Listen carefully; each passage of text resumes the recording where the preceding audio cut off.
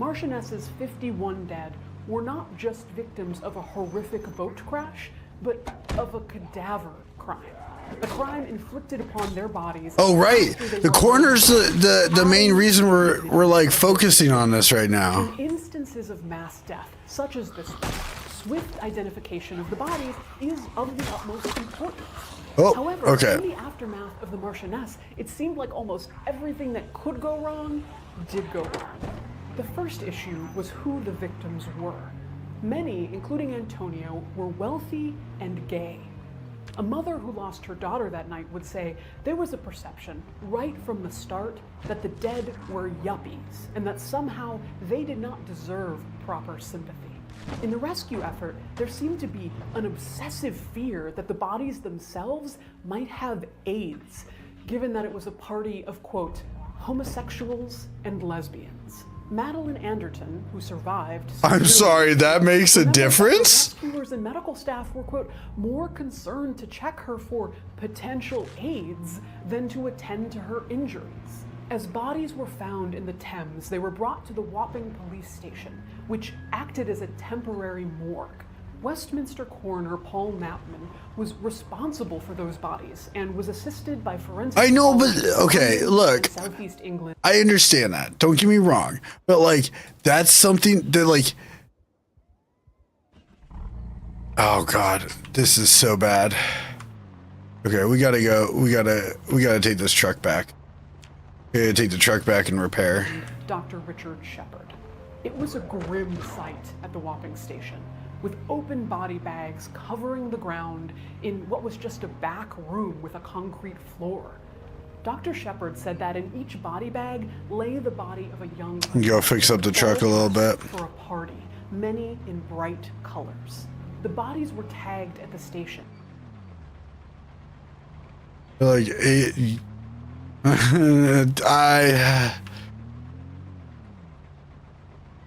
Okay, yeah. Okay, fair. It's still mind-blowing to me, I guess. I don't know. A funeral home. Mortuary is what would be known as a morgue. That they're like, they're probably all yuppies. Huh? This mortuary in Westminster was where the men were tasked with figuring out how each person had died, finding clues to what happened the night of the collision, and most importantly, identifying who each victim actually was. This is the stage where mistakes were made and judgment was impressively bad. What's worse, it would take 11 years to get a public inquiry and some answers into how it all went so wrong. Let's start with the notification process for the families and loved ones of those who were missing or dead. Now, this process is rarely going to proceed flawlessly. The scene is chaotic after a huge accident like this, but protocols seem to fail here at multiple levels. Nobody seemed to know how many people had been aboard, who was alive, who was dead, and who had been accounted for. Do you remember Annette Russell? After the incident, she was being treated at the Howard Hotel on the Embankment, a site being used to hold survivors, ask them questions, and act as a central information center. As Annette sat reeling from the night, the police had already... Really? Okay, so that, I guess that makes it a little bit more of a, that adds a bit more context. Still, I mean, like, it's still not gonna like pull away from my initial like mind blowing how that's like such a major impacting factor. Annette was missing and presumed dead. At one point, Annette was asked to look at the identification records of a close friend who had been aboard the boat. What she discovered was that the records were all wrong. Quote, "They stated my friend was white. She wasn't. She was black. They said she didn't have pierced ears. She did. They said that she was 5'9" tall. She was 5'5". It broke my heart. Why didn't they just let me identify her in the first place? I had to choose the coffin and pay for it to be sent back. But to this day, I still don't know whether I sent the right body home to her family in Australia."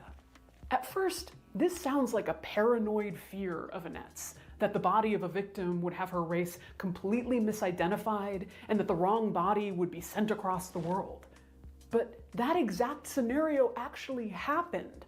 A black family was given the body of a white man instead of their black son for burial. At this point, you might be asking, why didn't they just let the families visually identify their dead loved ones? Or why didn't they let someone like Annette Russell, who knew many of the people on board, both physically and from their clothing, and who had volunteered to identify the dead for other families, why didn't they let her see the bodies?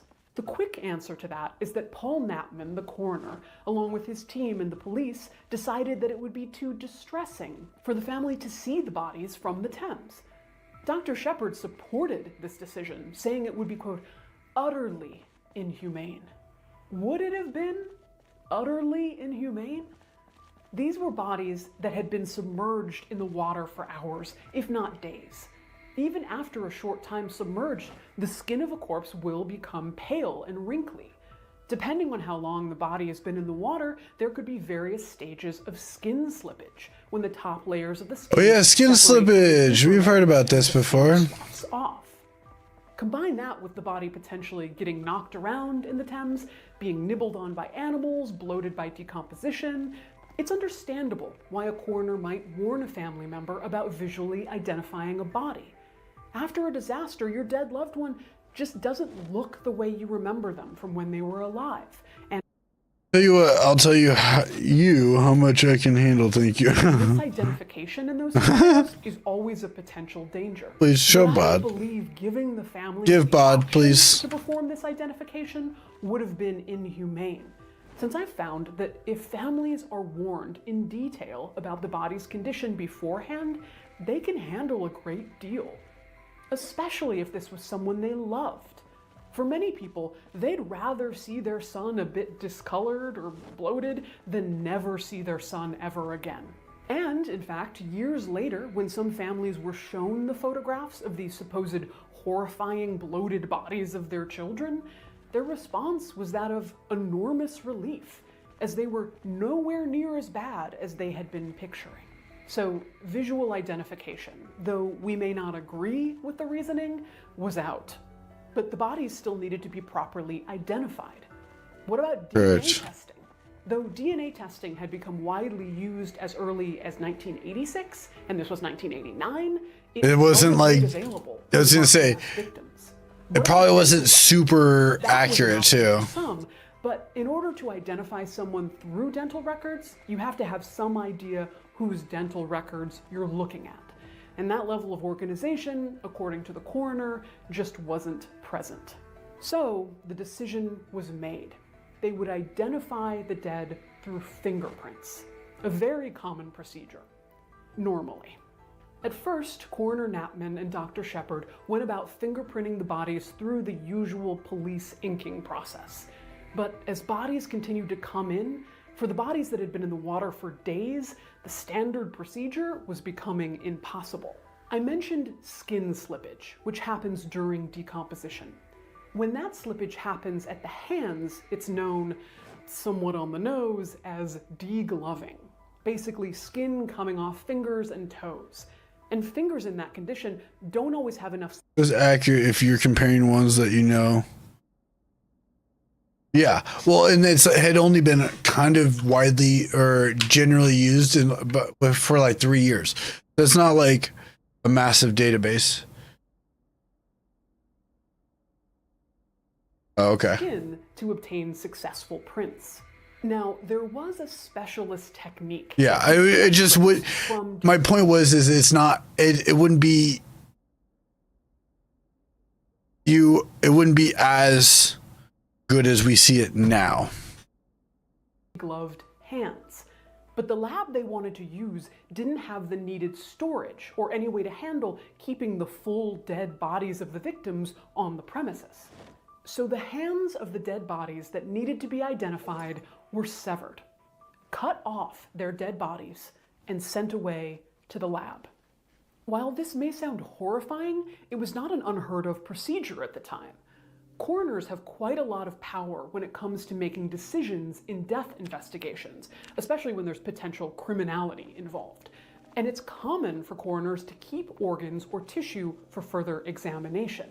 As for removing and keeping hands, which admittedly is way more rare, Dr. Shepard called it the routine process for individual bodies recovered from the Thames at the time. The intention was always to eventually reattach the hands to the correct bodies after the identification procedure had been done. In all, 25 recovered bodies had their hands removed and sent off for identification. Some bodies also had tissue taken from them, from the brain, spleen, lungs, or kidney. While an uncomfortable topic, I think we can all agree that this is something that you gently but transparently communicate to the victim's loved ones. Keeping the tissue samples, even Here it organs, is one thing, but removing entire body parts is a whole different level. But nobody told the families that their sons' and daughters' hands had been cut off. They were told only that blood and urine samples had been taken from the victims. What's worse, most families didn't learn that their loved ones' hands had been removed until 11 years later at the inquiry. The families didn't know because they were discouraged or outright forbidden from viewing their loved ones' bodies before burial. It gets worse. Here's the cherry on top of this horrifying post-mortem Sunday. 3 sets of hands were misplaced and were never reattached to the bodies they came from. Oh my God. At least one set of those hands, the hands of Elsa Garcia, were destroyed in 1993 by the coroner's orders when a staff member decided to clean out the fridge and found random hands wrapped in a garbage bag. Elsa Garcia's body was exhumed from her grave in Spain in 2001 because her mother was never confident that she had been sent the correct body for burial. The exhumation confirmed that the body did belong to Elsa. The exhumation also confirmed that she had been sent to Spain and buried with no hands. Her mother said of the coroner, "He has committed the most atrocious act by not allowing me to see my daughter." Like the collision between the Marchioness and Bobel itself, when asked how this all could happen, there were no satisfying answers. Coroner Knapman maintained that it was unfortunate that his actions caused the families pain, but he assumed the most important thing was that they receive identifications as quickly as possible. The ends justified the means. The secret hand removal made perfect sense to achieve that goal. To have acted otherwise, said Knapman, could have added a week's uncertainty It's not needed. to those families. Oh, yeah, you're right. Okay. I see what you're saying. Wait a week for positive identification, or the second option is your daughter's hands are still in the back of my fridge 4 years later. The coroner also maintained that this. Yeah, they didn't get the ends either, which is probably the most no one could have been prepared. Wild part. He admitted to no wrongdoing, but he did say that he should have been more explicit in communicating what was going on with the hands. Quote, "I did not fully recognize the distress that further disfigurement of the bodies might cause."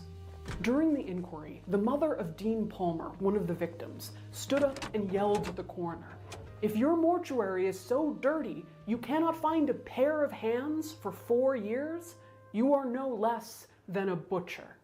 Again, with all the errors in judgment before, during, and after the Marchioness disaster, you think somebody answered for all those lost lives and what happened to the bodies afterwards, but no one did. Captain Henderson of the Bobel was acquitted, and Paul Knapman continued to serve as Westminster coroner until 2011, another 22 years before he retired. In an article examining his 3 decades-long career, Knapman was asked about the anger directed at him from the Marchioness families. He told the interviewer, quote, "Of course it was regrettable. I don't think there was sufficient appreciation at the time that all London coroners gave consent for unidentified drowned bodies to have their hands removed if police wanted it. And that happened to probably a couple dozen bodies every year in the 1970s and 80s. In those days, there was a patrician attitude that you did not need to tell people details they did not need to know." Putting on my little death professional PR hat here, you can acknowledge that norms were different 30 years ago while still showing sincere. I was about to, she's kind of like hitting that mark right now. I was like, yeah, the regret. That wouldn't stand today. Something like, obviously. Coroner Knapman deeply regret that the prevailing norm at the time was to withhold information from the families. It obviously caused a great deal of pain, and I'm sorry that it took me so long to learn that. It haunts me. It's now decades after the sinking of the Marchioness, and despite how grim every part of this was, there is somewhat of a bright spot to her legacy. At the time of the Marchioness accident, safety along the Thames was poor. Response by authorities was slow, and there was no lifeboat stations. This was a pivotal reason as to why so many died on that August night. Help just wasn't close enough. In 2002, the Royal National Lifeboat Institution placed 4 permanent lifeboat stations on the Thames. 2 are now the busiest in the UK. The decision to do this was directly connected to the findings of the 2000 inquiry. When they are notified of an accident by the Coast Guard, life-saving teams are dispatched within seconds. It's those seconds that may be preventing Marchioness-level accidents on the Thames. As of 2019, their services have saved 580 lives and aided almost 5,000 people. During the inquiry, it was found that victims drowned because even if they managed to make it to the embankment, it was too steep for them to pull themselves out, hence installing the grab chains. You can see behind me on the bases of the bridge, the chains. Yeah, he goes through the coroners. The coroner, the medical examiner, the coroner's offices. That would be wild. Oh, you know what? Speaking of Gordon Ramsay, we're gonna watch more Kitchen Nightmare later tonight. It's a plan, at least. That people can grab onto if they've fallen in the river, and that's because of the Marchioness that those were put there.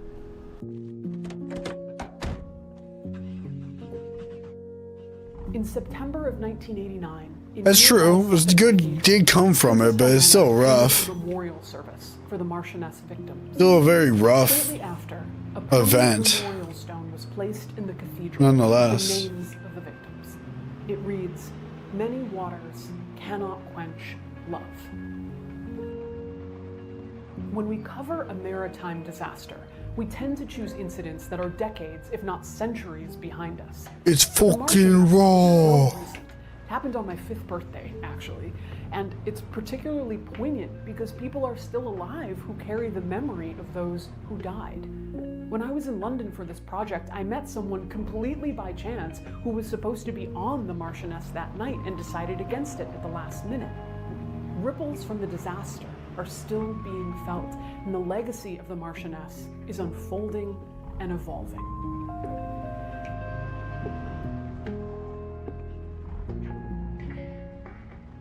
A thank you to the Ocean Liner Designs team who created the beautiful animations of the Marchioness and Bobel, modeled from scratch for this documentary. Thank you also to our patrons who free us, how they free us, from focusing on views and metrics and subscribers, and instead let me know. To research stories that have. Tell me what's on your brain with it. What's the worst of that part of that? Most horrible thing. That's cool.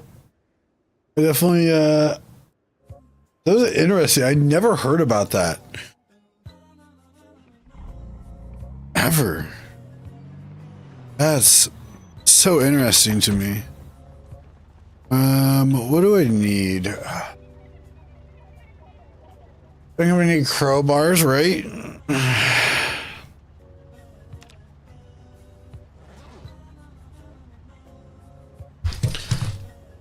A country who is the world fucking leader, everything maritime for fucking, yeah, actually. That is a good point, Bobo. Yeah, you would think. You would fucking think. But apparently.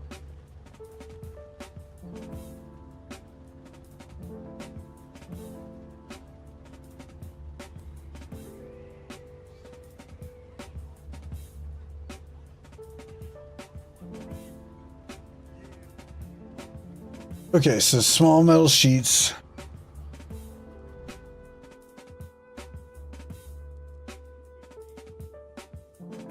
Factory.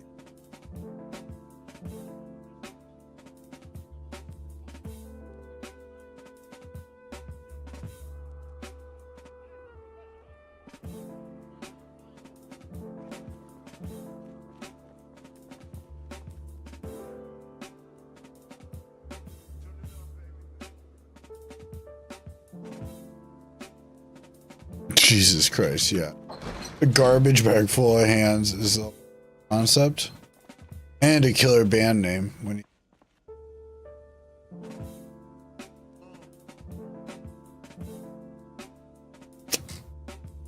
Sledgehammer, that's what I need.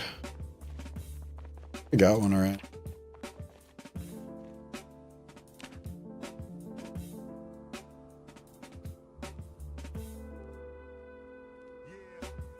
Okay, I have to drop off.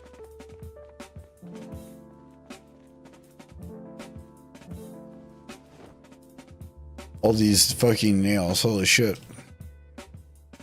Who is your best friend? I find this, I'm going home. Fuck this. Oh, that's a nice name. He's probably the best in the world. He is my friend.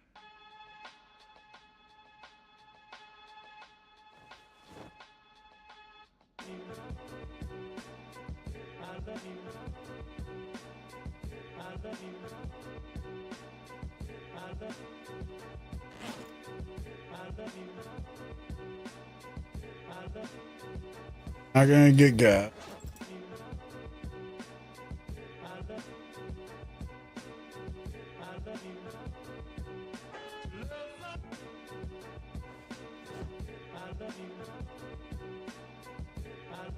Yeah, it would, Norwegian, yeah, that'd be a good one, actually.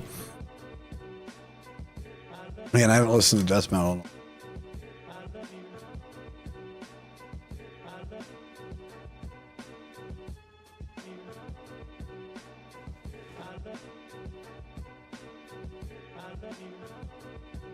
Okay, so the problem is attach back.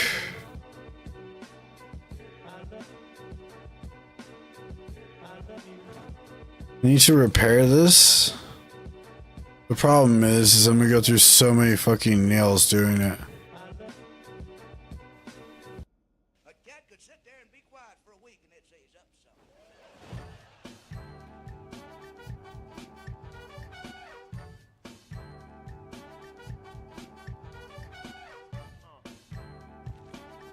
Let me get this all set up.